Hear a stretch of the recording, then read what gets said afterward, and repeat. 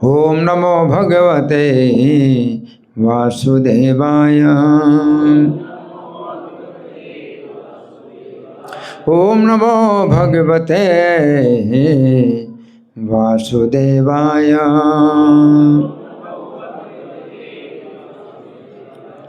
ग्रंथराज श्रीमद् भगवद गीता यथारूप अध्याय 2। अध्याय का नाम है गीता का सार और श्लोक संख्या 67। तो क्या तरीका है, मैं बोलूँगा तो सब लोग दोहराएंगे या केवल मैं ही बोलूँ? आप लोग दोहराएंगे। जिनके पास पुस्तक नहीं वो भी बोलेंगे। हाँ, भगवान के शब्द बहुत सरल हैं। मेरे पीछे बोलिए, जिनके पास पुस्तक है या पुस्तक नहीं है मेरे पीछे बोलिए। इंद्रियाणाम हे चरताम यन्मनो नो विधीयते तदस्य हरति प्रज्ञाम वायुर्नावमिवाम्भसि इंद्रियाणाम हि चरताम यन्मनो नो विधीयते तदस्य हरति प्रज्ञाम वायुर्नावमिवाम्भसि इंद्रियाणाम हि चरताम यन्मनो नो विधीयते तदस्य हरति प्रज्ञाम वायुर्नावमिवाम्भसि। शब्दार्थ मेरे पीछे बोलिए। इंद्रियाणाम, इंद्रियों के, ही निश्चय ही, चरताम विचरण करते हुए, यत जिसके साथ, मनः मन, अनुविधीयते निरंतर लगा रहता है, तत् वह, अस्य इसकी, हरति हर लेती है, प्रज्ञाम बुद्धि को, वायु वायु, नावम नाव को, एवं जैसे, अम्भसी जल में। अनुवाद मेरे पीछे बोले। जिस प्रकार पानी में तैरती नाव को प्रचंड वायु दूर बहा ले जाती है, उसी प्रकार विचरणशील इंद्रियों में से कोई एक जिस पर मन निरंतर लगा रहता है, मनुष्य की बुद्धि को हर लेती है। तो तात्पर्य पढ़ने से पहले श्लोक समझेंगे भगवान क्या कह रहे हैं। भगवान कह रहे हैं इंद्रियाणाम ही चरताम, इंद्रियां विचरण कर रही हैं, है ना। तो यहाँ पर इंद्रियां विचरण कर रही हैं, कहाँ विचरण कर रही हैं? अपने अपने विषयों में, हैं। प्रत्येक इंद्रिय का अपना एक विषय है। तो यहाँ पर जो है इंद्रियों की जो चर्चा हुई है कि इंद्रियां जो विषयों में विचरण करती हैं, है ना। तो ये इंद्रियां कौन सी हैं? ज्ञान इंद्रियां हैं या कर्म इंद्रियां हैं? हाँ, ज्ञान इंद्रियां, पक्का नहीं, पक्का नहीं है। ज्ञान इंद्रियां, कर्म इंद्रियां। जो इंद्रियां, जो विषय, इंद्रियों के जो विषय हैं, 5 विषय हैं। शब्द, स्पर्श, रूप, रस, गंध। कितने विषय हैं? 5 विषय हैं। शब्द, स्पर्श, रूप, रस, गंध। तो ये 5 विषय हैं, 5 अलग अलग ज्ञानेंद्रियों के विषय, 5 अलग ज्ञानेंद्रिय। शब्द है, ये कौन सी इंद्रिय का विषय है? कान, श्रोत्रम, है ना। कान ये इंद्रिय, ज्ञानेंद्रिय है ये, इसका विषय है शब्द। फिर दूसरा स्पर्श, स्पर्श ये कौन सी इंद्रिय का विषय है? त्वचा, है ना, त्वचा, ठीक है। शब्द स्पर्श। रूप, रूप ये विषय कौन सी इंद्रिय का है? हाँ, आँख का। तो तीसरी ज्ञानेंद्रिय आँख है ना। फिर चौथा विषय है रस, ये कौन सी इंद्रिय का है? जिह्वा, है ना, रसना बोलते हैं। और 5वां विषय गंध, ये कौन सी इंद्रिय का है? घ्राण है, नाक। तो 5 ज्ञानेंद्रियां हैं, उनके 5 अलग अलग विषय हैं। तो इंद्रियां अपने अपने विषयों में विचरण करती हैं। शब्द है ना, तो जो कान है वो शब्द सुनने में लगे, ठीक है। शब्द स्पर्श, स्पर्श इंद्रिय है, ये त्वचा स्पर्श है के विषय में विचरण कर रही है, त्वचा है। शब्द स्पर्श, रूप है, तो जो रूप है ये आँख का विषय है। तो आँख जो इंद्रिय है, नेत्र इंद्रिय, ये रूप को के में विचरण कर रही है, रूप के विषय में है। और रस जिह्वा है, वो अपने विषय में विचरण कर रही है, रस, उसको रस चाहिए। और गंध नासिका, ये अपने विषय में विचरण कर रही है। तो भगवान कहते इंद्रिया नाम ही चरताम, इंद्रियां अपने अपने विषय में विचरण कर रही हैं, ठीक है। यन मनोनु विधीयते, तो इन 5 इंद्रियों में से जिस इंद्रिय के साथ मन लगा रहता है, ठीक है ना।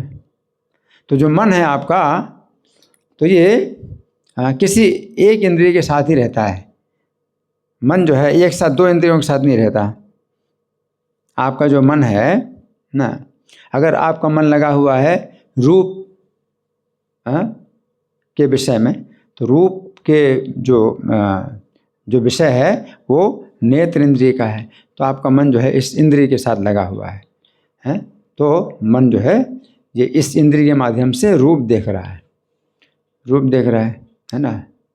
तो जिस समय ये जो मन है ये इसमें लगा हुआ है, रूप को देखने में लगा हुआ है, तो उस समय कानों में अगर मान लीजिए कि शब्द आ रहा है, संगीत शब्द आ रहा है, अच्छा संगीत, तो उस समय वो अच्छा संगीत, वो मन उसमें नहीं लगा है। तो इंद्रिय तो उसमें लगी है अपने विषय में है, क्या सुनने में लगी है इंद्रिय है, संगीत को सुनने में लगी है, शब्द को सुनने में लगी है। लेकिन मन अगर रूप में लगा हुआ है तो उस समय कानों में शब्द आ रहा है, लेकिन वो मन नहीं सुन रहा। तो 5 इंद्रियों में से जो है, जो मन है वो एक समय में एक ही इंद्रिय के साथ रहता है, एक साथ 2 इंद्रियों के साथ नहीं रहता है ना। इसी प्रकार से है जैसे कि मन जो है, अगर मान लीजिए एक पुरुष है और ये 5 इंद्रियां हैं, ये उसकी पत्नियां हैं।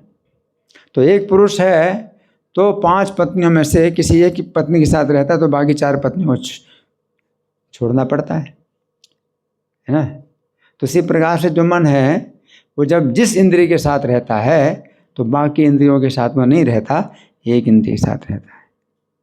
अगर मान लीजिए खा रहे हैं आप, अच्छा खा रहे हैं है ना, तो आपको टेस्ट मिल रहा है, तो मन आपका जो है अभी इस रसना इंद्रिय के साथ है, जो कि रस, तो मन जो है रस ले रहा है, इस इंद्रिय के माध्यम से रस ले रहा है। तो उस समय आँखों से कुछ दिखाई दे रहा है नहीं दिखाई दे रहा है, उसका ध्यान होता नहीं है। और कभी कभी कोई निकल जाए, कोई है ना, इधर से निकल जाए उधर से निकल जाए, आपको पता नहीं, आप उसका रस का आस्वादन कर रहे हैं, है ना। तो कई बार ऐसा होता है ना। तो मन जो है जिस इंद्रिय के साथ में, यहाँ कहा कि निरंतर लगा रहे, अगर उसी इंद्रिय में अगर निरंतर लगा रहे तो वो इंद्रिय उसकी बुद्धि का हरण कर लेगी, वो इंद्रिय जो जिस इंद्रिय के साथ मन लगा हुआ है। तो यहाँ पर भगवान कह रहे हैं यन मनोन विधीते तद हस्य हरति प्रज्ञाम, तो वही इंद्रिय जो है उसकी बुद्धि का हरण कर लेती है। मन लग गया उसमें तो मन का अपहरण हो गया, मन उसमें उस इंद्रिय में लग गया, मन भूल गया सब कुछ उसी इंद्रिय में लगा हुआ है। तो इस इंद्रिय ने जैसे मन का अपहरण कर लिया, एक प्रकार से मन उसके वश में हो गया, इंद्रिय के वश में हो गया, तो बुद्धि को भी जो है हरण कर लेती है वो इंद्रिय, है ना। और कैसे हरण करती है? वायुर्नावम विभाम्भसी, जैसे वायु पानी में नौका को हरण कर लेता है। अगर नौका पानी में नहीं है तो हवा चलेगी तो नौका इधर उधर नहीं जाएगी, पानी में अगर नौका है तो हवा पानी में नौका को अपनी दिशा में ले जाएगी। और अगर पानी ही पानी है, अगर आप तट के किनारे हैं, तट के किनारे तब तो आपको पता है चलेगा भी कि कौन सी दिशा में नौका जा रही है, कि तट को देख कर तट स्थिर है ना। तो पानी, लेकिन अगर आप पानी के बीच में हैं, मानो समुद्र के बीच में हैं, तो आपको पता भी नहीं चलेगा नौका किस दिशा में जा रही है। हवा ले जा रही है नौका को, लेकिन पानी ही पानी है ना। तो आपको पता भी नहीं चलेगा कि नौका गलत दिशा में जा रही है और नौका गलत दिशा में जा रही है, आपको पता नहीं। इसलिए हरण कहा गया है कि मन का, बुद्धि का हरण कर लेती है। अब बुद्धि जो है, अब जो भी निर्णय देगी वो जो है गलत निर्णय देगी। आत्मा के कल्याण में जो है वो निर्णय बुद्धि का नहीं हो सकता। तो हम सुनेंगे प्रभुपाद तात्पर्य में क्या लिखते हैं। श्रील प्रभुपाद की जय। यदि समस्त इंद्रियां भगवान की सेवा में ना लगी रहें और यदि इनमें से एक भी अपनी तृप्ति में लगी रहती है तो वह भक्त को दिव्य प्रगति पथ से विपथ कर सकती है। तो यहाँ पर प्रभुपाद क्या कह रहे हैं कि सभी इंद्रियां भगवान की सेवा में लगनी चाहिए, है ना। और अगर सभी इंद्रियां भगवान की सेवा में नहीं लगी हैं तो कोई इंद्रिय जो है अपनी अगर तृप्ति में लगी है, अपनी तृप्ति में लगी है, तो वही इंद्रिय जो है मन का हरण कर लेती है।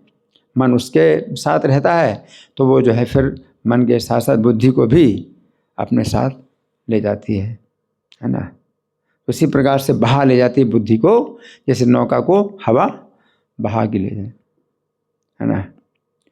तो यहाँ पर जो बात है ये अयुक्त की बात है, क्योंकि इसके पिछले श्लोक में भगवान ने बात की थी अयुक्त की, कि जो युक्त नहीं है उसके पास बुद्धि नहीं होती, उसके पास बुद्धि नहीं होती, यानी बुद्धि का हरण हो गया है। जो युक्त नहीं है, अयुक्त है। तो युक्त नहीं है का मतलब क्या है, जो अपनी इंद्रियों को भगवान की सेवा में नहीं लगा रहा है ना, तो अयुक्त है। तो जो व्यक्ति अपनी इंद्रियों को भगवान की सेवा में नहीं लगा रहा है तो उसके पास बुद्धि नहीं होती है, क्योंकि बुद्धि का उसका हरण हो गया है ना। और जिस इंद्रिय को भगवान की सेवा में नहीं लगा है, इंद्रिय उसकी जो है लगी है विषय में, तो वो जो है मन को ले लेती है और फिर उन बुद्धि को भी ले लेती है। तो यहाँ पर जो है प्रभुपाद ये बता रहे हैं कि वो इंद्रिय जो है भक्त को दिव्य प्रगति पथ से विपथ कर सकती है ना। तो दिव्य प्रगति पथ का मतलब क्या है कि नौका जैसे मान लीजिए आपकी समुद्र में है, तो नौका जो है समुद्र में है आपकी, तो अब नौका जो है किनारे की तरफ आए वो तो प्रगति है, और नौका अगर किनारे से दूर जाए तो फिर ये क्या है, विपथ। नौका विपथ हो गई। तो नौका को जो है किनारे भवसागर के बीच में हमें मनुष्य का जो शरीर प्राप्त हुआ है वो नौका के समान है। और मनुष्य के शरीर जितने लोगों को प्राप्त हुआ है तो उनके पास एक एक नौका मिली है, मनुष्य का शरीर नौका के रूप में मिली है। और प्रत्येक व्यक्ति का कर्तव्य है कि इस नौका को तट की तरफ लाए। समुद्र को पार करना है तो किनारे की तरफ लाए, तो किनारे की दिशा में लाने के लिए, है ना, इंद्रियों को भगवान की सेवा में लगाना है। कोई भी इंद्रिय अगर भगवान की सेवा में नहीं लगी है और अपनी इंद्रिय तृप्ति में लगी है तो वो जो है बुद्धि का हरण कर लेगी, और जो बुद्धि है फिर निर्णय जो भी देगी वो जो है आपको गलत दिशा में ले जाएगी। इसका मतलब क्या है कि वो समुद्र के बीच की दिशा में ले जाएगी, तट की दिशा में नहीं है, उल्टे चलेगी। तो यहाँ प्रभुपाद लिख रहे हैं आगे, जैसा कि महाराज अम्बरीश के जीवन में बताया गया है, समस्त इंद्रियों को कृष्ण भावनामृत में लगा रहना चाहिए। तो अम्बरीश महाराज का जो जीवन है उसमें श्रीमद् भागवत का 9वां स्कंध है, उसमें वर्णन आता है कि अब सभी इंद्रियों को उन्होंने भगवान की सेवा में लगाया, है ना। तो उसमें क्या वर्णन है, सवे मनः कृष्ण पदारविंदयो वचांसि वैकुंठ गुणानुवर्णने, है ना। तो उन्होंने क्या है कि अपना जो मन है वो कृष्ण के चरण में लगाया, और वचांसी का मतलब है अपनी वाणी को कृष्ण के गुण गान में लगाया। वचांसी है वैकुंठ गुणानुवर्णने करो हरेर मंदिर मार्जनादिषु, अपने हाथों को भगवान के मंदिर की सफाई में लगाया है।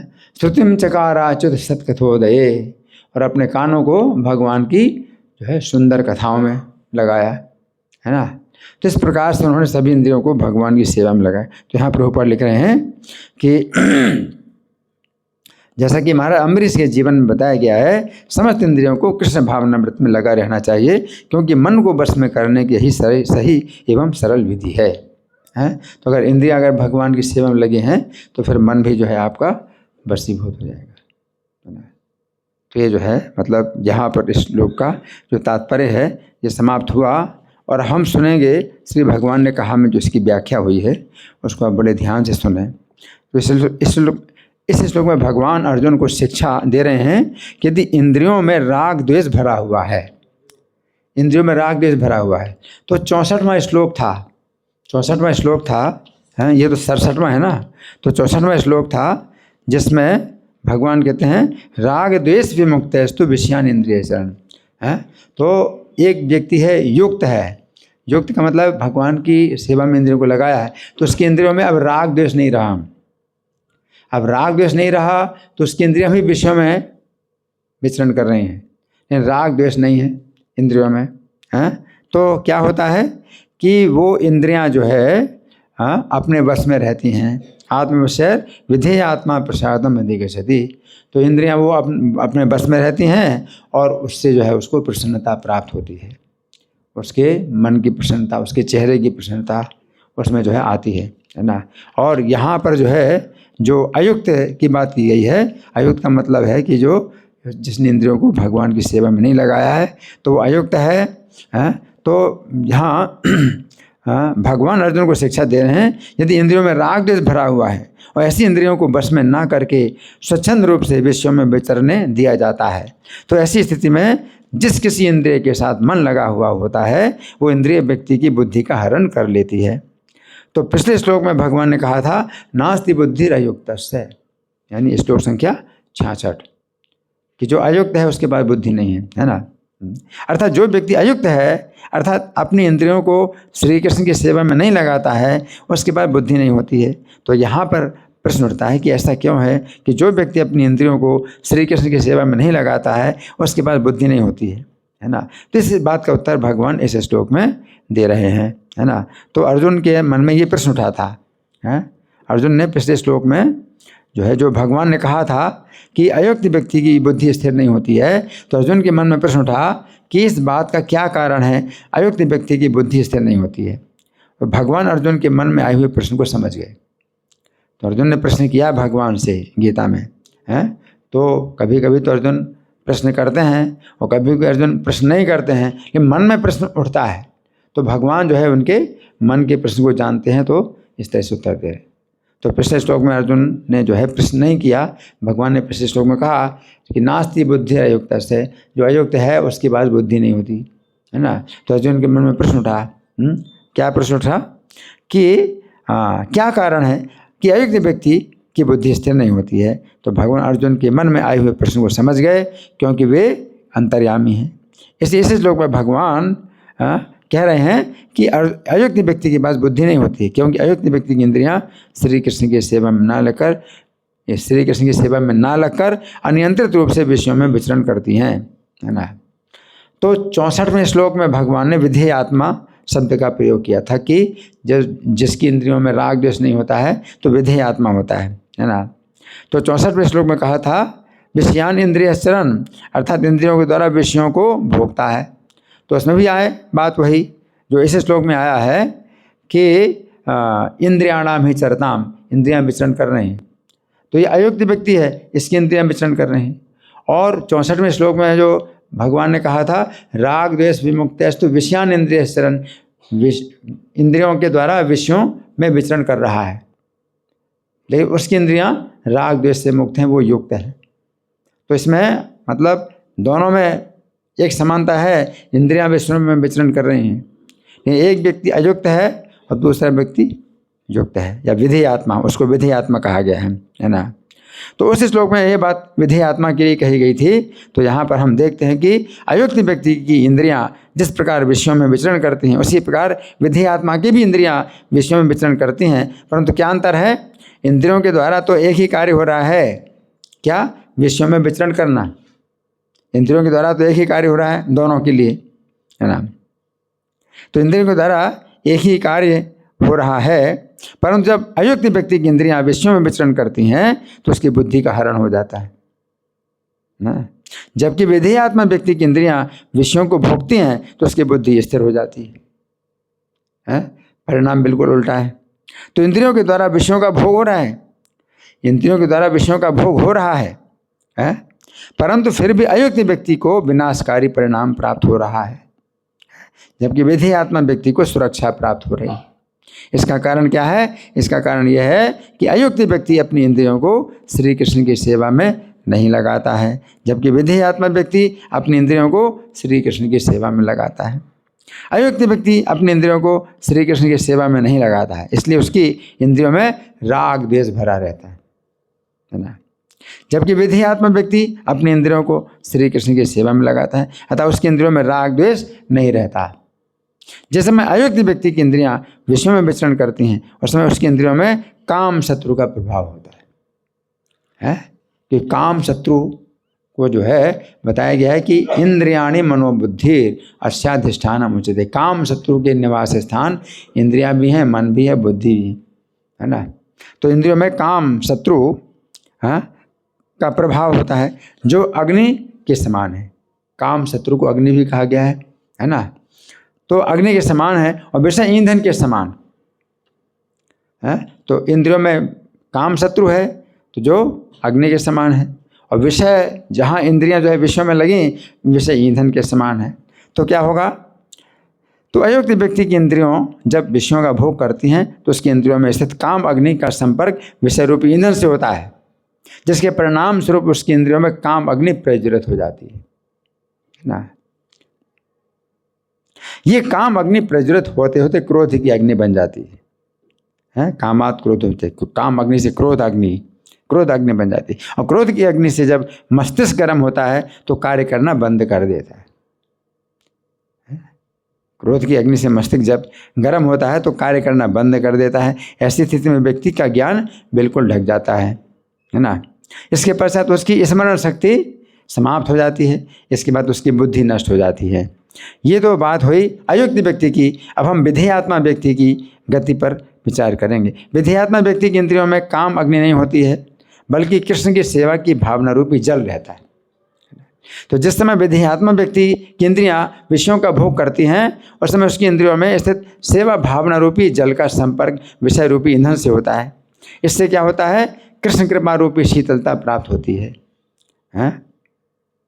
इस शीतलता के द्वारा विधेयात्मा व्यक्ति के तीनों प्रकार के ताप जो है शांत हो जाते हैं। 3 प्रकार के ताप कौन कौन से हैं? आध्यात्मिक, आदि भौतिक, आदि दैविक। तो 3 प्रकार के ताप शांत हो जाते हैं। इसी कारण उसका चित्त प्रसन्न हो जाता है ना। तो यहाँ पर क्या है कि जिस इंद्रिय के साथ में मन रहता है ना, तो ये जो है मतलब विशेष बात है कि वही इंद्रिय है ना। तो हमारे दैनिक कार्यों में देखा जाता है यदि किसी व्यक्ति इंद्रियां एक साथ अपने अपने विषयों में लगी हैं तो उसका मन यदि एक इंद्रिय के साथ है तो अन्य इंद्रियों के साथ नहीं होता है। यदि कोई व्यक्ति स्वादिष्ट भोजन खा रहा है तो इसके साथ साथ मधुर संगीत भी सुन रहा है। यदि उसका मन भोजन के स्वाद में लग गया तो फिर मधुर संगीत सुनते हुए भी वो नहीं सुन रहा है ना, क्योंकि उसका मन रसना इंद्रिय के साथ है। उसकी श्रवण इंद्रिय मधुर संगीत में लगी है परंतु फिर भी उसका मन उस श्रवण इंद्रिय के साथ नहीं है। इसके अतिरिक्त ऐसा भी हो सकता है कि स्वादिष्ट भोजन खाते हुए और मधुर संगीत सुनते हुए उसका मन मधुर संगीत में लग जाता है तो वो भोजन का स्वाद नहीं जान सकता। अगर खाते खाते आप जो है संगीत सुन रहे हैं तो फिर आपको स्वाद का पता नहीं चलता, क्यों? आपका मन उसमें लग गया है क्योंकि उसका मन अब श्रवण इंद्रिय के साथ है, इसलिए रसना इंद्रिय के साथ नहीं है ना। तो एक व्यक्ति कार चला रहा था, उसकी पत्नी उसके साथ बैठी थी। अचानक वे एक दूसरे के स्पर्श के सुख का अनुभव करने लगे। कार चालक का मन स्पर्श इंद्रिय के साथ लग गया। उस समय उसकी आंखों के सामने ही उसकी कार बिजली के खंभे से टकरा गई और पति पत्नी दोनों की मृत्यु हो गई। इसका क्या कारण है? क्योंकि उस व्यक्ति का मन स्पर्श इंद्रिय में लगा हुआ था, अतः नेत्र इंद्रिय के सामने ही कार खंभे से टकराने जा रही थी, परंतु वो नहीं देख रहा था क्योंकि उसका मन नेत्र इंद्रिय के साथ नहीं था, है ना। तो ये जो है मतलब क्योंकि मन की जो है एक सीमित शक्ति है कि किसी भी इंद्रिय के साथ में रहेगा तो दूसरी इंद्रिय के साथ वो नहीं रहेगा, है ना। तो अनुविधीयते का मतलब है कि आज्ञा का पालन करता है मन। यन मनोनुविधीयते, जिस इंद्रिय के साथ में मन अनुविधीयते का मतलब है आज्ञा का पालन करता है। तो यहाँ पर भगवान कह रहे हैं यन मनोनुविधीयते, अर्थात मन जिस इंद्रिय की आज्ञा का पालन करता है। इसका अर्थ है कि मन किसी एक इंद्रिय के द्वारा पूर्ण रूप से वशीभूत हो जाता है। तो जो व्यक्ति अपनी इंद्रियों को श्री कृष्ण की सेवा में नहीं लगाता है, ऐसे अयुक्त व्यक्ति का मन किसी न किसी एक इंद्रिय का गुलाम अवश्य ही बन जाता है। यदि उसका मन श्री कृष्ण की सेवा में नहीं लगता है तो अवश्य वो इंद्रिय की सेवा में लगेगा। इस प्रकार मन के ऊपर विषय का रंग चढ़ जाता है और मन में इंद्रिय के आदेश के अनुसार उस विषय के प्रति भोगने की भावना उत्पन्न हो जाती है। तो यहाँ पर अनुविधीयते का अर्थ है कि मन उस इंद्रिय के भोग में इतना अधिक आसक्त हो जाता है कि वो हटने का नाम भी नहीं लेता। मन जो है लग गया, है ना, उस इंद्रिय के साथ लग गया, है ना। तो जो व्यक्ति विधि आत्मा है, अर्थात जो व्यक्ति अपनी इंद्रियों को श्री कृष्ण की सेवा में लगाता है, उसका मन श्री कृष्ण का स्मरण करने के कारण किसी भी इंद्रिय में नहीं फंसता,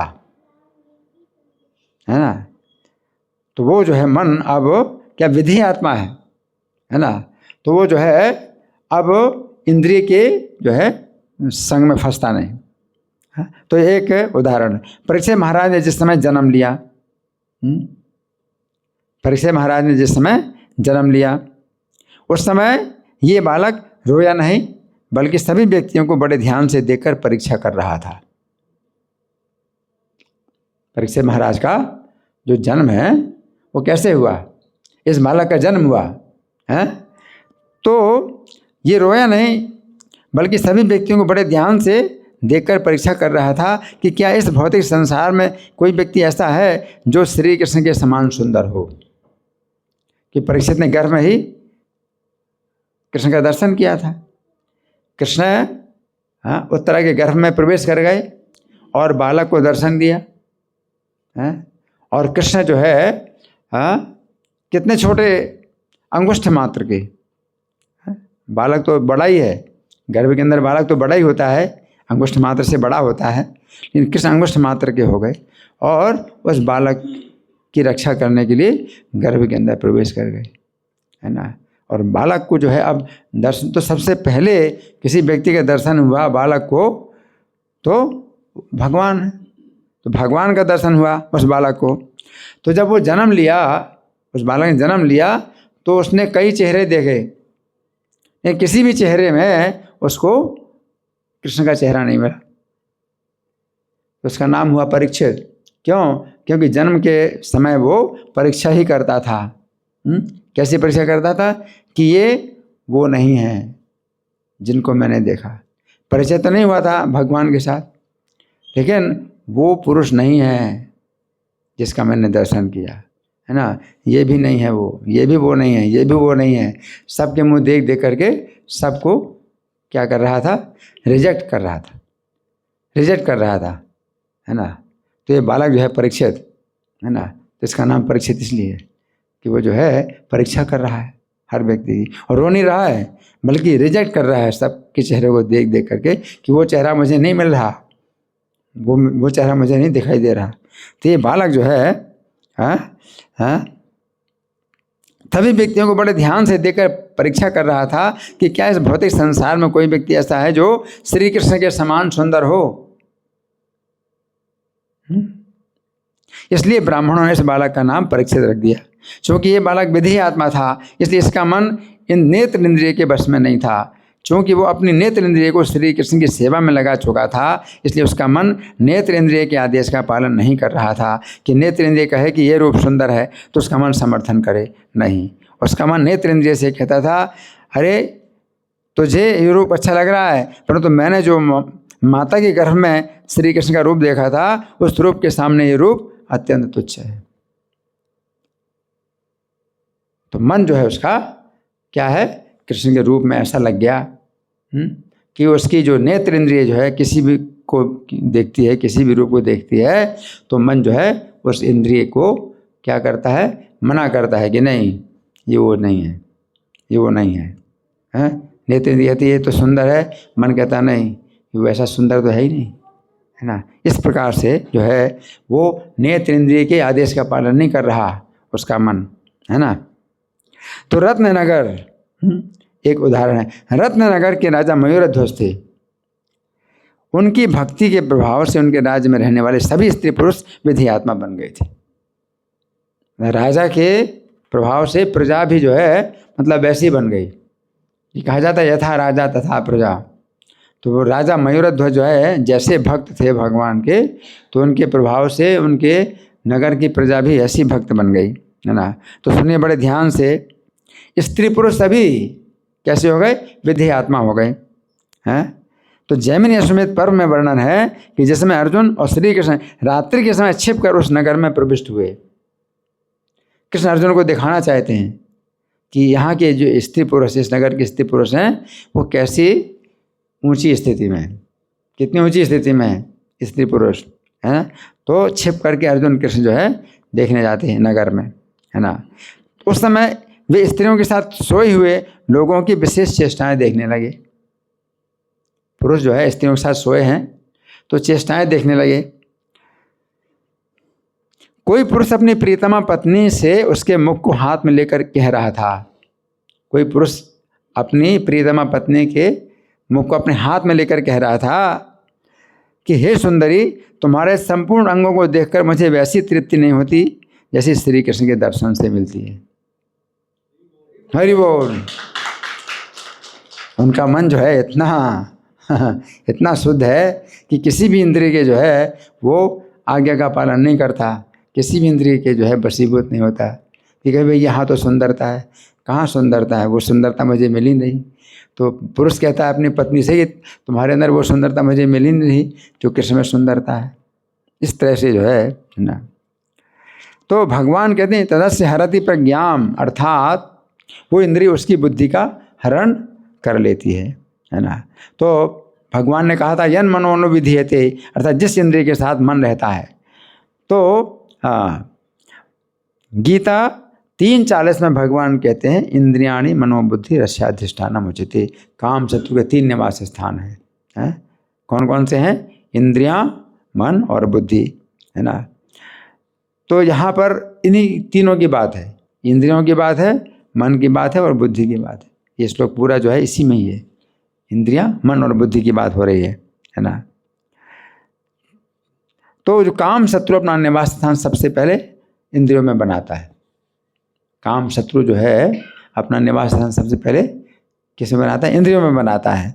जो अपनी इंद्रियों को श्री कृष्ण की सेवा में नहीं लगाता है तो उसकी इंद्रियों में काम शत्रु अपना निवास बनाता है। इस प्रकार अयुक्त व्यक्ति की सभी इंद्रियां काम शत्रु का निवास स्थान बन गई। अब मन उन इंद्रियों में से जिस किसी एक इंद्रिय के संपर्क में आता है उसी इंद्रिय के द्वारा काम शत्रु उसके मन पर भी अधिकार कर लेता है। तो ऐसे कैसे मन में जो है इन्फेक्शन आ गया? ये काम शत्रु का इन्फेक्शन पहले तो इंद्रिय में आया है ना। और जब इंद्रियों में काम शत्रु का इन्फेक्शन आया, कोई बात नहीं, अच्छा।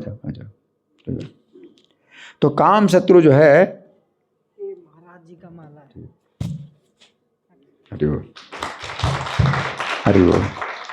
तो काम शत्रु का निवास स्थान इंद्रियों में आ गया, है ना। अब मन जिस इंद्रिय के साथ रहेगा तो उसी इंद्रिय से इन्फेक्शन, जो काम शत्रु का इन्फेक्शन है, कहाँ गया?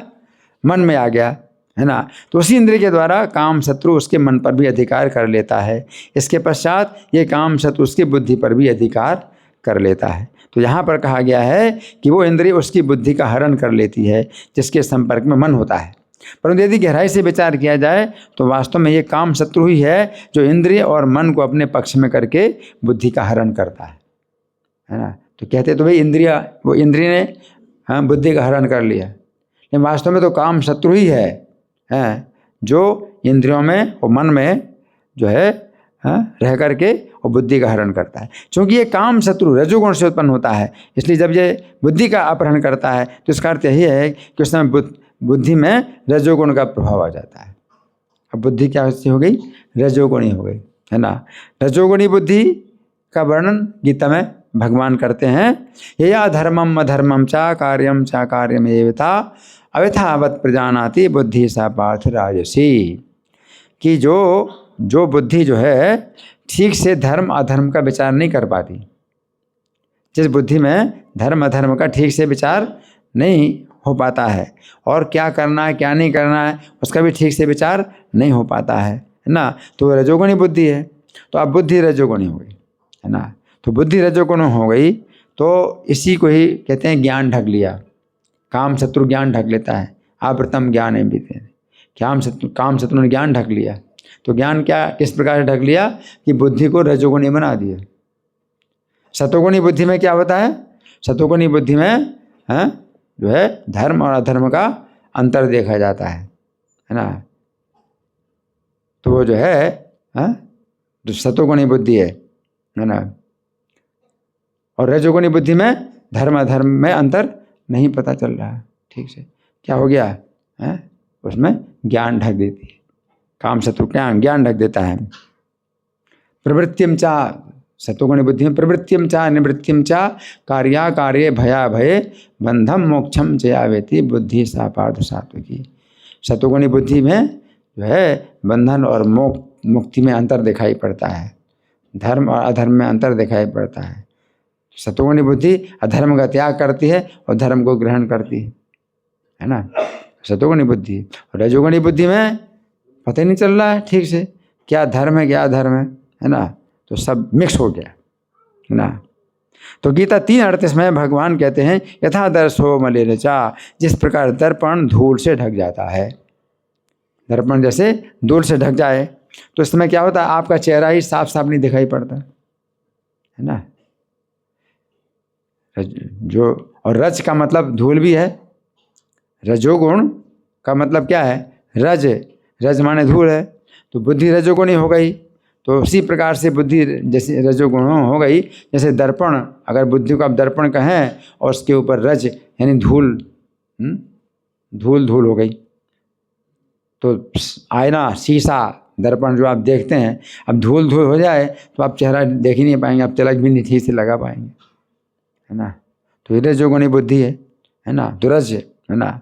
तो जिस प्रकार दर्पण धूल से ढक जाता है उसी प्रकार काम शत्रु ज्ञान को ढक देता है। यदि हम बुद्धि की तुलना दर्पण से करें और बुद्धि में निर्णय करने की शक्ति की तुलना दर्पण में जो है दिखलाने की शक्ति से करें, दर्पण दिखाता है, तो हम कह सकते हैं जिस प्रकार धूल से ढक जाने पर दर्पण में वस्तु को दिखलाने की शक्ति नहीं रहती है, उसी प्रकार काम शत्रु के द्वारा ढक जाने पर बुद्धि में निर्णय करने की शक्ति नहीं रहती है ना।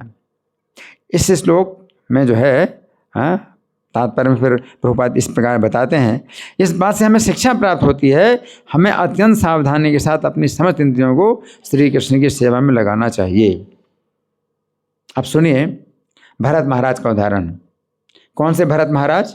3 भरत हैं हमारे शास्त्रों में, 3 भरत की बात आती है। एक तो भरत जो सबसे ज़्यादा प्रचलित हैं, श्री राम के छोटे भाई भरत है ना, और दूसरे भरत और शकुंतला के भरत, संत शकुंतला के पुत्र भरत, और तीसरे भरत हैं ऋषभदेव के पुत्र जो कि पहले मनवंतर में हुए है ना।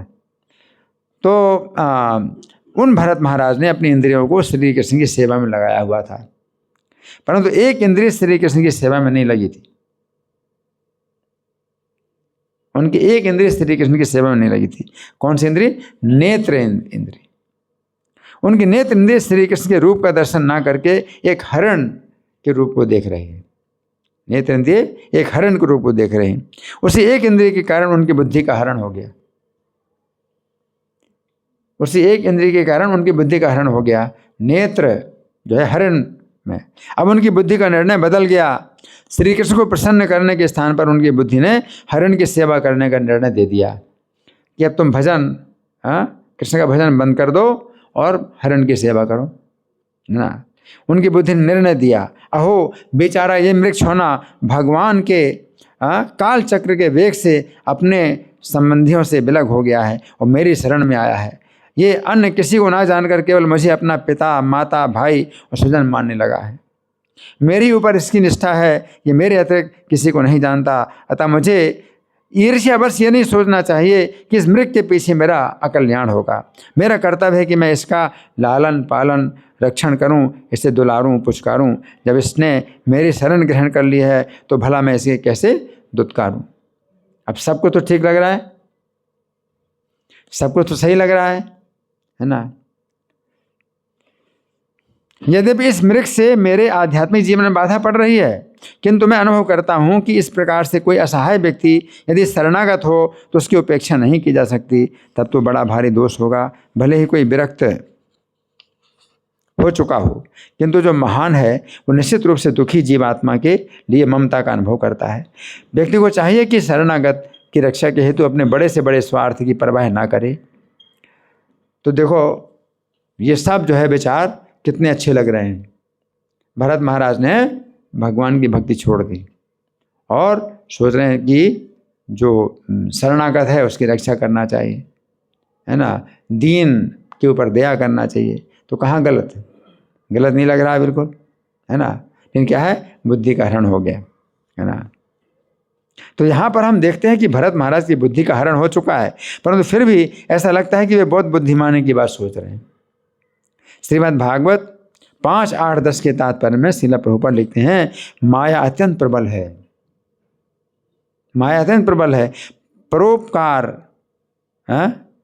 के वशीभूत होकर, परमार्थ के वशीभूत होकर विश्व में लोग दुखी मानवता के प्रति दया का अनुभव करते हैं। यदि कोई किसी के प्रति दयालु है या किसी की भलाई कर सकता है तो उसे चाहिए कि उस व्यक्ति को कृष्ण भावना तक पहुंचाए। अब भरत महाराज जो है, लग रहा है कि मतलब कितने मतलब वो महान है, महात्मा है, कितने बड़े महात्मा हैं, अपना भजन छोड़ करके वो हरण की सेवा में लग गए, है ना। तो लगता तो है। तो ये माया इतनी मतलब सूक्ष्म है, माया इतनी प्रबल है कि परोपकार के रूप में माया आती है, साम्यवाद के रूप में माया आती है, परमार्थ के रूप में माया आती है, और वो दुखी मानवता के प्रति दया का अनुभव करते हैं कि इतने लोग दुखी हैं, इतने, है ना। तो फिर लोग क्या करते हैं, अस्पताल खोलते हैं और भोजन वितरण करते हैं, सोचते हैं भाई हमारा ये कार्य है। लेकिन यदि कोई किसी के प्रति दयालु है, अगर आपको किसी के प्रति दया आती है या किसी की भलाई आप कर सकते हैं, तो आपको चाहिए कि उस व्यक्ति को कृष्ण भावना तक पहुंचाइए, है ना। तो ये जो है मतलब बुद्धि जो है अगर स्थिर हो तो आप जो है इस प्रकार का कार्य करेंगे। इस बात से यही निष्कर्ष निकलता है कि भक्त को अपनी किसी भी इंद्रिय को कृष्ण की सेवा से अलग नहीं करना चाहिए, अन्यथा उसकी इंद्रिय, मन तथा बुद्धि माया की सेवा में उसी प्रकार लग सकते हैं जैसे भरत महाराज का हाल हुआ। तो ये जो है मतलब क्या है कि बहुत ही सूक्ष्म बातें हैं, लेकिन जो है जो व्यक्ति भगवान से बुद्धि मांगे, भगवान से बुद्धि मांगे, है ना, तो भगवान उसको बुद्धि देते हैं। ददामि बुद्धि योगम तम ये न माम उपयान्ति। मैं उसको ऐसा बुद्धि योग प्रदान करता हूँ जिससे कि वो मेरे निकट आए, है ना। तो कोई भी जीव है, आप मान लो हम लोग देखते भी बाथरूम में कोई जीव है वो, है ना, तो पानी में डूब रहा है या कुछ तड़प रहा है, कुछ हो रहा है ना, तो हम क्या कर सकते हैं? बस केवल हे कृष्ण रक्षा करो, हे कृष्ण रक्षा करो, है ना। आप अपने लिए कहते हैं रक्षा करो, उसके लिए रक्षा कृष्ण रक्षा करें, तो कृष्ण के ऊपर छोड़ दो, कृष्ण की सुरक्षा के ऊपर छोड़ दो, है ना। तो जिससे वो एक हरण का बच्चा था, वो पानी में बह रहा था, उसकी माता जो है पानी में ही, नदी में ही उसने बच्चे को जन्म दिया और वो नदी पार कर गई, और फिर कष्ट के कारण वो भी जो है गुफा में गिर के मर गई। और जो बच्चा हरण का बच्चा था वो पानी में बह रहा था, तो उनको दया आई तो उसको उठा लिया। दया उठाई, जब उठा लिया उसको, अब वो सोचते हैं मेरे अलावा इसका कोई माता पिता नहीं है, मेरे अलावा किसकी कोई शरण नहीं है। तो ठीक है, आपने उसको पाला पोसा, ठीक है, बड़ा हो गया। अब जब बड़ा हो गया, चलने फिरने लगा, और जब चला गया वो अपने हरण के झुंड में चला गया, तो अब जो है शोक कर रहे हैं कि वो मुझ में जो है बड़ा निर्दयी हूँ, मेरे से जो है कुछ अपराध हो गया है, उसने मुझे त्याग दिया है, अब वो उसको कोई जो है शेर खा लेगा, तो इसमें जो है फिर उनका जो है क्या हो गई, बुद्धि जो है हरण हो गई, बुद्धि का हरण अपहरण हो गया, है ना। और हरण के ही चिंतन में फिर उनको क्या हुआ, हरण का शरीर मिल गया।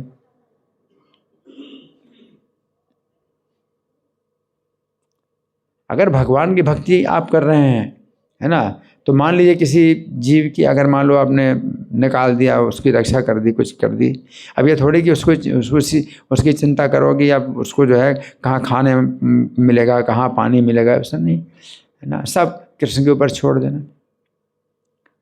तो ये जो है एक बहुत बड़ी शिक्षा मिलती है ना। तो अगर हम अपनी इंद्रियों को भगवान की सेवा में लगाते हैं तो भगवान भगवत गीता के 10वें अध्याय के 10वें श्लोक में कहते हैं, तेषाम सतत युक्तानाम भजताम प्रीतिपूर्वकम तदामे बुद्धि योगम तम ये न माम अपयांदिते। कि जहाँ ऐसी दुविधा आए कि अब मुझे क्या करना चाहिए, भाई जीव के ऊपर दया करना, ये तो जीव जो है कष्ट पा रहा है, इसके ऊपर हम दया करें या हम कृष्ण का भजन करें, है ना। तो उस समय ददामि बुद्धि योगम, मैं उसको बुद्धि योग प्रदान करता हूँ जिससे वो मेरे निकट आएगा, फंसेगा नहीं, है ना। तो भरत महाराज जो है फंस गए। वो एक परोपकार का जो है एक विचार जो है कि ऐसा उनके दिमाग में आया, या असली परोपकार क्या है, असली परोपकार ये है कि आप अपनी रक्षा करो और फिर उनकी भी रक्षा करो, है ना। तो किसी को भी जो है आप कृष्ण नाम दीजिए, है ना। ये जितने पशु पक्षी हैं जो भी हैं अपने कष्ट में मतलब वो भोग रहे हैं, अपने कर्म का फल भोग रहे हैं, और जीवन और मरण ये तो अब सामान्य बात है। अब इसमें नहीं सोचना कि भाई कोई जीव मर रहा है, कोई कीड़ा मर रहा है तो हम जो है उसी चिंता करें, है ना। तो जीवन मरण तो अब ये मतलब ये है ही है भौतिक संसार का, है ना। हमें अपनी रक्षा करनी है, और अगर आप उसकी भी कुछ रक्षा करना चाहते हो तो कृष्ण से करो, कृष्ण से कहो कि हे कृष्ण इसकी भी रक्षा करो, और छोड़ दो कृष्ण के ऊपर। आप कृष्ण रक्षा करेंगे या जैसा भी करें, आपने जो है कृष्ण के ऊपर डाल दिया, तो कृष्ण की रक्षा पर डाल दिया, है ना। तो इस तरह से जो है यहाँ पर जो आज का श्लोक है इसमें भगवान ये बता रहे हैं, है ना, कि कोई भी इंद्रिय में जो है अगर मन अगर जो है उस इंद्रिय के वशीभूत हो गया तो फिर बुद्धि भी जो है उसी दिशा में चली जाएगी। तो ये उसी प्रकार से है कि ये शरीर कभी कभी रथ कहा जाता है, ये शरीर रथ है ना। 5 इंद्रियां इसके 5 घोड़े हैं, और बुद्धि सारथी है, बुद्धि सारथी है और मन लगाम है। तो इंद्रियां और बुद्धि के बीच में क्या है, लगाम, है ना। तो यहाँ पर भगवान कह रहे हैं कि जो इंद्रियां अपने अपने विषयों में विचरण कर रही हैं, तो 5 घोड़े अपने अपने दिशा में जा रहे हैं। 5 इंद्रियां हैं, 5 घोड़े के समान हैं, तो 5 घोड़े अपने अपनी दिशा में जा रहे हैं, है ना। और मन जिस इंद्रिय के साथ लगा है, यानी लगाम, जो लगाम है, तो जिस घोड़े ने जो है मन की लगाम को खींच लिया, तो जो बुद्धि सारथी है वो भी खींच गया, उसी दिशा में खींच गया। अब जो है रथ को काबू में नहीं कर पा रहा है, वो उसी दिशा में, तो इंद्रिय उसी दिशा में ले जा रही है रथ को। तो यहाँ पर ये है कि इंद्रिय में जो है काम शत्रु है, और काम शत्रु जो है वो लगाम जो है, जब वो लगाम ढीली हो जाती है, सारथी ढीला है, लगाम ढीली कर देता है, तो जो घोड़ा है वो लगाम को लेकर के भाग रहा है, और लगाम जो सारथी जो पकड़े हुए है लगाम को, और लगाम जो है अब उसको खींच रही है, तो वो भी सारथी भी जो है उसकी दिशा में जा रहा है। तो घोड़ा जो है रथ जो है पूरा रथ है कहाँ जा रहा है, उसी दिशा में जा रहा है ना। तो अब जो है रथ सही दिशा में नहीं चल रहा है, जिससे कि हम संसार रूपी जंगल से बाहर निकल पाए, और संसार रूपी घने जंगल में वो जो है चला जा रहा है, सही रास्ते से विपथ हो गया। इंद्रियां, मन और बुद्धि, ये क्रम है ना। तो प्रारंभ कहाँ से होता है, इंद्रियों से प्रारंभ होता है ना। तो जो युक्त व्यक्ति है तो वो अपनी इंद्रियों को भगवान की सेवा में लगाता है। तो जैसे भागवत में नलकुबर और मणिग्रीव कुबेर के पुत्र थे, तो उनको जो है नारद जी ने शाप दिया है, तो नारद जी के शाप से वो जो है वृक्ष योनि में आ गए। अब वृक्ष योनि से जब भगवान ने उनका उद्धार किया तो अब वो स्वर्ग जा रहे हैं। तो स्वर्ग जाएंगे तो स्वर्ग में तो फिर वो बहुत भोग हैं और इंद्रियों के जो है वो भोग हैं, और इंद्रियां भोगेंगी तो फिर मन और बुद्धि सब जो है उसी दिशा में जाएंगे और सब अपना आत्मा का पतन होगा। तो उन्होंने क्या भगवान से वर मांगा, वाणी गुणानुकथने श्रवणों कथायाम, हमारी वाणी आपके गुणों का निरंतर कथन करे, श्रवणों कथायाम, हमारे कान जो है आपकी कथा सुनते रहे। तो स्वर्ग में भी हम जाएं, अगर स्वर्ग में भी अगर हमारी जाने की इच्छा है, मान लीजिए हाँ कि भोगने की इच्छा है अगर, तो स्वर्ग ही है जो भोगने के लिए है ना। तो स्वर्ग अगर आपकी इच्छा है जाने की, भोगने की इच्छा है तो भगवान से जो है ये वर जरूर मांगो कि स्वर्ग में भी अगर हम जाएं और ये जो भोगों के बीच में भी हमारा जो है क्या हो, वाणी गुणानुकथन, हमारी वाणी जो है आपके गुणों का गान करे है, और हमारे कान जो है आपकी कथा सुने। जिससे क्या होगा कि आपका जो है आपकी बुद्धि का अपहरण नहीं होगा, आपकी बुद्धि का अपहरण नहीं होगा, और आप जो है उस चेतना में रहेंगे, सही चेतना में रहेंगे कि आपकी सही दिशा किस दिशा में आपको जाना है, उस दिशा में आप जाएंगे। तो विषयों को भोगते हुए भी आपकी जो बुद्धि है वो आपकी जो है सही दिशा में बनी रहेगी, आप सचेत रहेंगे, है ना। तो इसके लिए क्या है कि जो भगवान जैसा बताते हैं कि मच्चित्ता मद्गत प्राणा बोधयन्तः परस्परम कथयन्तस्य माम नित्यम दुष्यन्ति च रमन्ति च, कि जो मुझ में चित्त जिनका लगा है मुझ में प्राण लगे हैं जिनके हैं, तो एक दूसरे को जो है बोधयन्ता नहीं वो याद दिलाते हैं मेरे बारे में, और कथयन्ता और सुनाते भी हैं एक दूसरे को मेरे बारे में, तो शांति चा रमन्ति चा, और इसी में ही आनंद लेते हैं। तो उनके लिए फिर भगवान क्या है, बुद्धि योग प्रदान करते हैं, प्रदान में बुद्धि योग होता है। तो इंद्रिय के भोगों में के बीच में भी आपकी जो बुद्धि है वो क्या रहेगी, जागरूक रहेगी, आपकी बुद्धि जागरूक रहेगी, जिसमें कि दिशा का जो है मतलब आपको पता रहेगा, गलत दिशा में जा रही है ना, तो तुरंत जो है कंट्रोल करना है, इधर नहीं जाना है, तो सही दिशा में हम चलते रहे, है ना। तो आज के श्लोक का जो है कुछ संदेश है, हमने कुछ चर्चा की इसमें। अब हमारे पास कितना समय है, कुछ है क्वेश्चन प्रश्नोत्तर, तो आप लोगों की ओर से कोई प्रश्न है, कोई मंथन?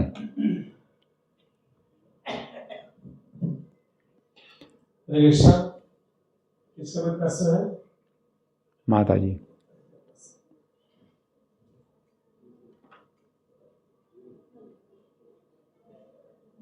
हरे कृष्ण प्रभु जी। प्रभु जी, कृष्ण मुरारी की भक्ति और पूजा पाठ करने से क्या हम अपने भाग्य को बदल सकते हैं? हाँ, देखिए मनुष्य के जीवन में ये आपको छूट है, क्योंकि दूसरे जो पशु पक्षी की योनियाँ हैं या स्वर्ग में भी आप जाते हैं या नरक में जाते हैं तो भोग योनि कहलाती है। भोग योनि का मतलब है कि आप बंधे हैं अपने कर्म के अनुसार, आप जो है भोग रहे हैं, और आप जो है अपनी दिशा नहीं बदल सकते, उसी में ही आपको भोगना पड़ेगा। लेकिन मनुष्य का जो जीवन है ये कर्म योनि कहलाती है। तो कर्म योनि का मतलब है कि आपका जो है एक तो जो है प्रारब्ध है जो बन चुका, आप जिसको भाग्य बोलते हैं, वो वास्तव में प्रारब्ध है जो कि आपके संचित कर्मों में से कुछ कर्म निकल चुके हैं, जो कि भाग्य बना चुके हैं, प्रारब्ध बना चुके हैं कि आपको ये भोगना ही पड़ेगा, निश्चित हो चुका है। तो एक जन्म के लिए, 2 जन्मों के लिए वो निश्चित हो चुका है, कुछ आपका प्रारब्ध है ना। तो प्रारब्ध जो है मिटता नहीं है, आप भजन करते हैं तो संचित कर्म मिट जाते हैं, तो करोड़ों जन्मों के संचित कर्म आपके नष्ट हो गए, वो आपको पता भी नहीं चल रहा है। सबसे बड़ी बात है जो आपके अनेक जन्मों के जो कर्म संचित हैं वो तो बहुत बड़ा भंडार है, वो जो है सब जो है जल जाते हैं, ख़त्म हो जाते हैं। ये प्रारब्ध भी में भी जो है अंतर पड़ जाता है, प्रारब्ध में भी अंतर पड़ जाता है। क्या अंतर पड़ जाता है कि जैसे सूल का कांटा, आपको सूली में चढ़ना है तो आपको कांटा लग गया है, तो इस तरह से भाग्य बनता है, जैसे बदलता है। तो एक कथा बताई जाती है कि एक व्यक्ति था जो कि भगवान का भजन नहीं करता था और उल्टे काम करता था, बड़ा जो है मतलब वो था, सब तरह पाप कर्म करता था, है ना, और वो जो है बड़ा सुखी रहता था। और दूसरा व्यक्ति जो भक्त था, भगवान की भक्ति करता है और जो है सही रास्ते पर चल रहा है, तो उसको जो है वो चढ़ाता था वो पापी कि देख तू भजन करता है और तो उसको जो है दरिद्रता मिल रही है और उस तुझको कष्ट भी मिल रहे हैं, तू दुखी रहता है, और देख मैं सब तरह के पाप करता हूँ, मैं कितना सुखी रहता हूँ। तो वो बेचारा जो है बड़ा जो है निराश होता था। तो एक दिन ऐसा हुआ कि वो जो धर्मात्मा व्यक्ति है वो वहाँ पर आया है, तो उसको तो कांटा लगा पैर में, और इतनी कस के कांटा लगा कि जैसे मृत्यु हो जाएगी, इतना कष्ट हुआ। और उसी स्थान पर वो पापी व्यक्ति आया, उसको हीरा मिला, तो उसने फिर चढ़ाया, बोला देख तू इतना भजन करता है तो उसको तुझे कांटा लगा और मैं जो है सब तरह के पाप करता हूँ, मुझे हीरा मिला। तो बेचारा और निराश हो गया, बड़ा दुखी हुआ। तो पास के वृक्ष के नीचे एक योगी थे, वो बैठे थे, तो उन्होंने कहा कि महाराज ये बताइए, मुझे तो इतना कष्ट मिल रहा है, मैं तो हमेशा भगवान का नाम लेता हूँ, भजन करता हूँ, और ये व्यक्ति जो है हमेशा दुष्ट है, ये हमेशा उल्टे काम करता है, और मुझे अभी कांटा लगा और इसको जो है हीरा मिल गया। तो उस योगी ने कहा कि देखो तुम्हारे जो है पिछले जन्म के अनुसार आज के दिन तुम्हें सूली में चढ़ना था, तो सूली का कांटा हो गया, और उसके पिछले कर्मों के अनुसार आज के दिन उसको राजा बनना था, तो राजा ना बनकर उसको हीरा मिला। तो कितना उसका पुण्य मतलब भाग्य खराब हुआ है, भाग्य कितना कम हो गया उसका, और इसका दुर्भाग्य कितना कम हो गया। इसका दुर्भाग्य बना था पिछले कर्मों के अनुसार प्रारब्ध में कि उसको सूली में चढ़ना था, तो कांटा बन गया, तो उसका दुर्भाग्य नष्ट हुआ, और इसका सौभाग्य नष्ट हुआ। जो पापी था उसका सौभाग्य नष्ट हुआ। तो वो सोचता है कि मैं देखो कितना मैं सुख पा रहा हूँ, मुझे हीरा मिला, उसको तो राजा बनना था। तो ये सब चीज़ों को हम नहीं समझ पाते, क्योंकि जो है पिछले जन्म के हमारे कुछ कर्म हैं, और आज की शिक्षा क्या है, आज की शिक्षा में जो है ये माना ही नहीं जाता कि आपका पिछला जीवन था,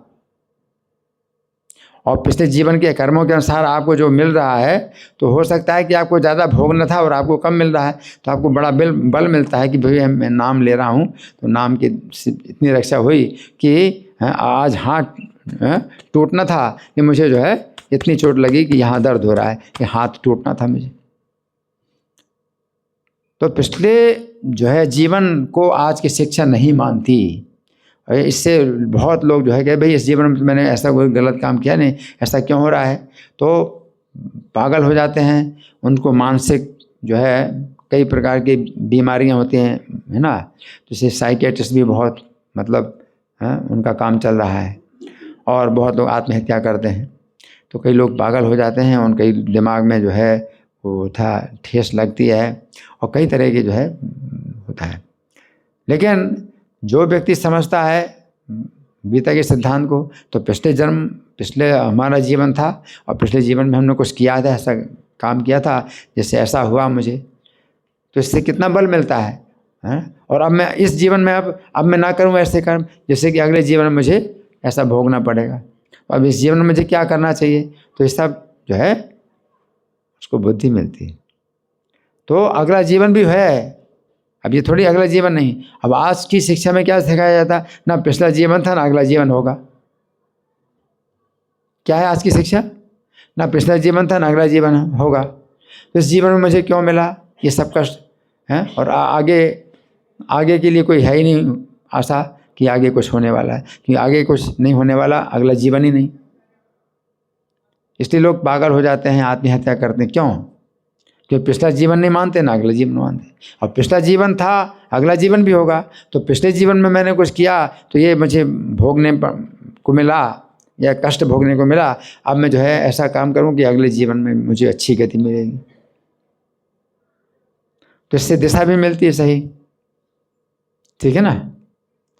तो जो है हम जो भगवान का नाम लेते हैं या हम जो है जो कुछ भी करते हैं अपने भजन की जो क्रियाएं जो करते हैं, तो इनसे हमारी बहुत रक्षा होती है।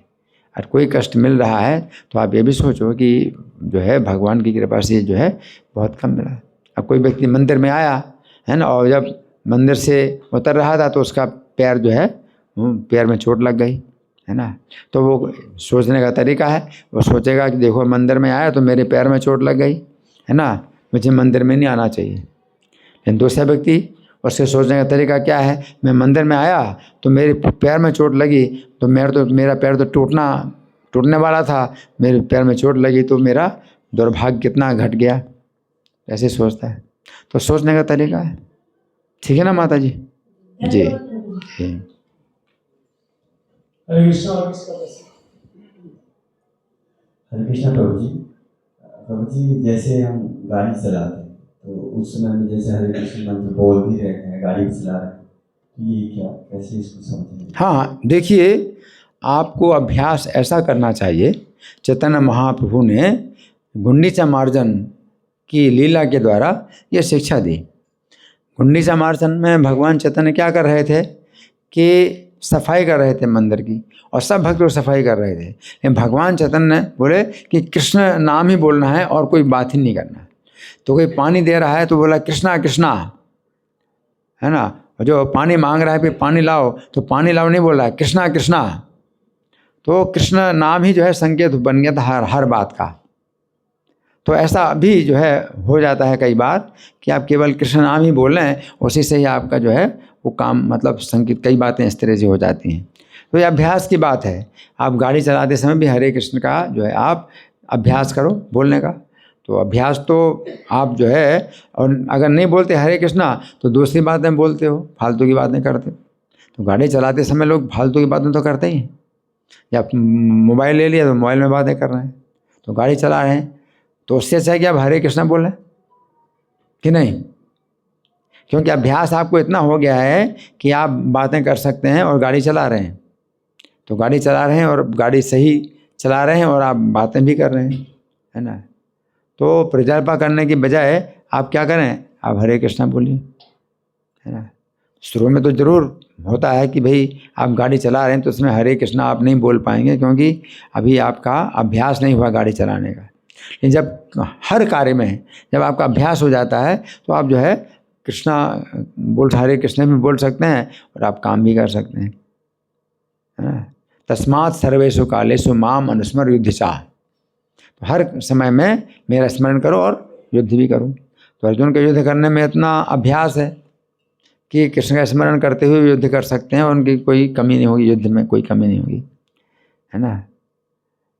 तो पहले गांव की स्त्रियां होती थीं तो अपने घड़े के ऊपर एक और घड़ा, उसके ऊपर और घड़ा, 3-3 घड़े रखे और पानी भरा हुआ है और सिर में, और बिना पकड़े और ऐसे चलती जा रही हैं और बातें करती जा रही हैं।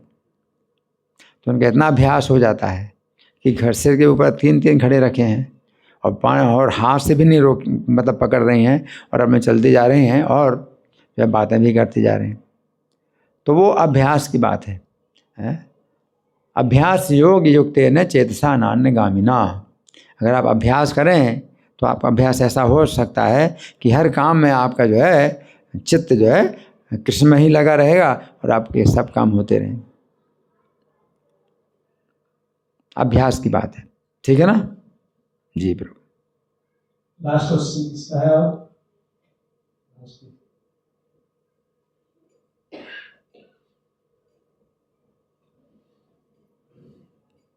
हरे कृष्ण प्रभु जी। प्रभु जी ये क्या है, जैसे यहाँ मंदिर के पास रहते हैं प्रभु जी, तब तो सेवा मन लगता है प्रभु जी, पर जैसे घर चले जाते हैं पढ़ाई पर ध्यान देते हैं प्रभु जी, तो फिर मन नहीं करता है पढ़ाई की तरफ ही होता है कि इनका प्रश्न है कि मंदिर में सेवा में जो है अपना मन लगता है और पढ़ाई में मन नहीं लगता। अच्छा पर प्रभु जी फिर लग जाता है तो पूरा ही लग जाता है, फिर कहते हैं मन करता है तो मन भी लग जाता है। अच्छा हाँ, आपका प्रश्न ये है कि जब पढ़ाई करते हैं पढ़ाई में मन लग जाता है, जब सेवा करते हैं तो सेवा में मन लग जाता है। आप यही प्रश्न है ना? हैं? हाँ ठीक है।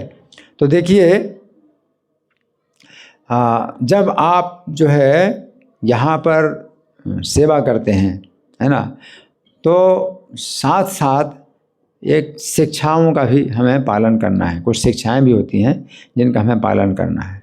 और क्या शिक्षा है कि ये मनुष्य का जीवन आपको किस लिए मिला है, आप पढ़ाई कर रहे हैं किस लिए कर रहे हैं। तो पढ़ाई कर रहे हैं तो इस शरीर की जो है सुविधा, शरीर को सुविधा मिले, इसके लिए आप पढ़ाई कर रहे हैं कि आपके जीवन में जो है जो निर्वाह जीवन का निर्वाह हो अच्छी तरह से हो, आप इसके लिए पढ़ाई कर रहे हैं, है ना। तो एक ये भी है कि आप इस जीवन के लिए आप कार्य कर रहे हैं, भाई जीवन में जो है सुख सुविधाएं मिलें। लेकिन साथ साथ जो आप सेवा कर रहे हैं वो आप कर रहे हैं अगले जीवन के लिए, तो वो और दूर का जो है सोच है ना। तो जैसे कोई व्यक्ति, जैसे बच्चा है, तो बच्चा जो है अभी उसने भोजन कर लिया तो फिर वो नहीं सोचता कि दोबारा भी मुझे भोजन करना होगा और उसके लिए कुछ व्यवस्था हो।